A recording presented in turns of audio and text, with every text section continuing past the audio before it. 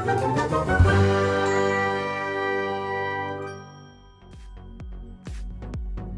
Meow, Meow! and welcome back to our channel. I'm Electro. I'm Shift. And we are. Shift or Art. And in today's video, we are doing face practice. yes! So, a couple of months ago, you told me to do some face practicing when I didn't really know where to go with my art. Mm-hmm. So, I did this. I have no idea who it is. So, if you think it looks like some character from some show, anime, sure, that's who it is. Yeah, well, like, that's the thing, like, you were like, I don't know what I should do. I'm like, you know what you have to do? The boring stuff. Yeah, which is practice. You know, like, you get to that point where it's just like, I'm having fun drawing, but I don't feel like anything's happening. It's like, you know, still life. And it's like, you know how like boring that could be because it's not imaginative, it's just copying what's already there. Yeah. That's what you have to do. And for years I was like the exact same way. I'm like, I don't want to do that. And then you're just like, it's how you get better. And now I'm like, you gotta do that. You're like, I don't want to do that, but that's how you get better. So that's what you're kind of doing with this. And, you know, you can see like on this sketch paper, you draw it a slant. So like the one face is up higher than the other. And like, that's okay, because when I draw it, it gets like big head to small body because of this perspective, and then when I scan it, I'm like, wow, that looks terrible. I think I actually end up redrawing the whole thing again and again. Like, yeah, because it was like, how do I make this proper? How do I make these portions work properly? And it wasn't coming together, so I kind of just redraw it completely. So where this came from was I did do the sketch a couple of months ago, yes. Yeah. But what I'm doing now is I'm just going through my sketchbook to find what I'm going to put in the videos, and I'm just drawing what's ever in my sketchbook at the time. Yeah. And like when you're redrawing it and stuff like that, you're trying to make it completely perfect as well. And I was like, the biggest thing that I have found that makes the face look so much better is asymmetry. And I feel like a lot of people focus on making the face symmetrical, but when you do that, the face looks uncanny and it doesn't look quite right. And that's because human faces have imperfections. So the biggest thing I found that I like about the face is that it has imperfections, so it gives it that more life. It makes it look more like an actual character than just, you know, I don't know what we'd say, like when it's symmetrical, it just doesn't look right. Well, that's all well and good for someone that has talents like yours. You know, your little imperfections are literally, you know, a slightly different eye. My imperfections of a different eye is one's looking in the complete opposite direction and one's pointed and one's circular kind of thing. Yeah. That's the thing, like when you actually look at your face sometimes in your eye shape, you have completely different, like I've got like one eye that's more closed than the other one's like always more open. You just got natural stank face. You're just like, you just look at everybody like, I hate you. It's like, yeah, your face is totally different on each side. It's not just like, grrr. It's like, you know how you like cover up half of a face? It could look like a smiling face and look up cover the other half. Yeah. Sorry, so like you cover up half of the face, it looks like a smiley face. You cover up the other half. God, I can't say that sentence. And it looks like a frowny face. Have you ever done that to a picture?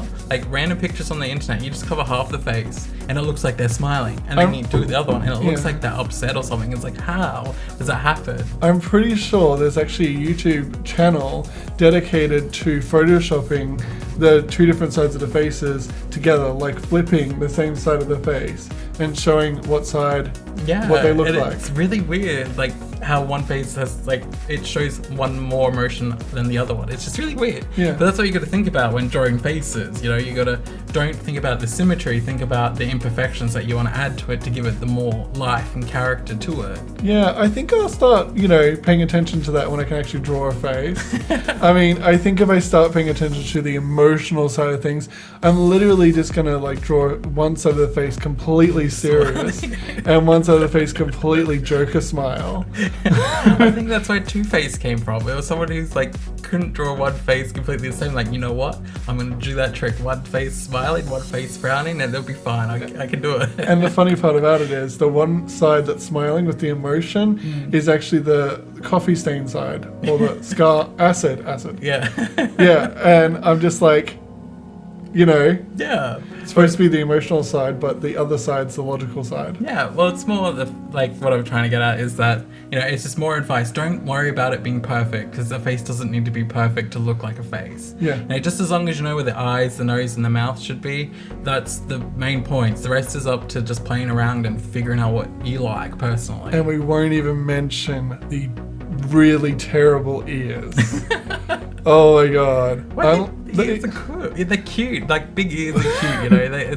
It's a character flaw. Well, not a flaw. It's like a characteristic is what I'm trying to say. Like, big ears, it's more like a innocence kind of thing. I feel like they look like oysters. So it's not the fact that they're huge, which they are, but it's the fact that they look like massive oysters. And like, I'm trying to draw that hard part at the front. Yeah. You know, where you can get the piercing thing. Yeah.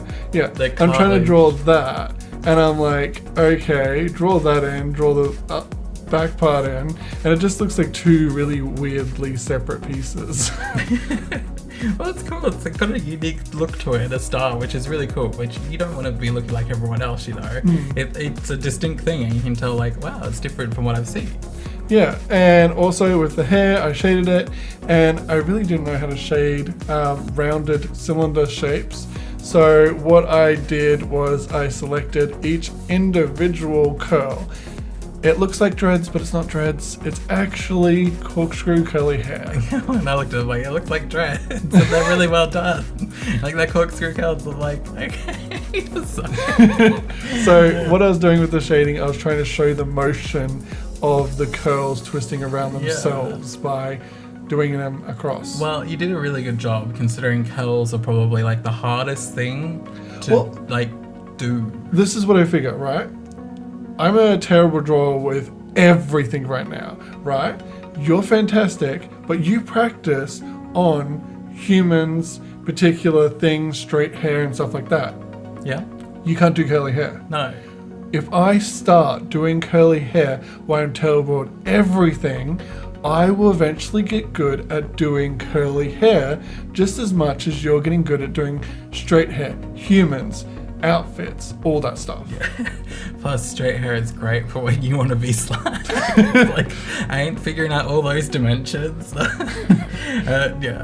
the time we get to hair, I'm usually like, no, I can't be bothered. Exactly, but you've got to figure out all those dimensions, and you've got to think about it. But I won't have to think about it if I have literally done that stuff at the start of my Yeah, that's really journey. smart. Yeah, I get that. That's really smart. I probably should have done that too, but, you know.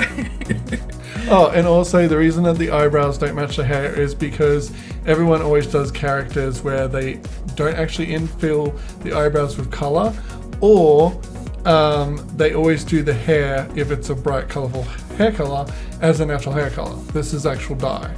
I like that. So it's a realistic approach to it, which is really cool. I like that. Well, curly hair still being curly after being bleached up to pink, while having brown hair naturally isn't really realistic, because you lose the actual elasticity to the curl. Yeah. So realistic, not really. Well, it looks pretty. I like Wishful thinking. Goals. Oh, well, yeah, but if you guys would like to know more about faces and would like for us to attempt doing a tutorial for you guys, let us know in the comments below. Yeah. Because we've been thinking about it, but we're like, oh, should we? We don't know. We've like made some videos that attempted it, but basically just drawing the most basic thing, we got up to 33 minutes of a voiceover. So we're like, maybe you shouldn't post 33 minutes of a tutorial. Yeah, and that's it. Hope you like and subscribe. Yeah. Bye, meow. Bye.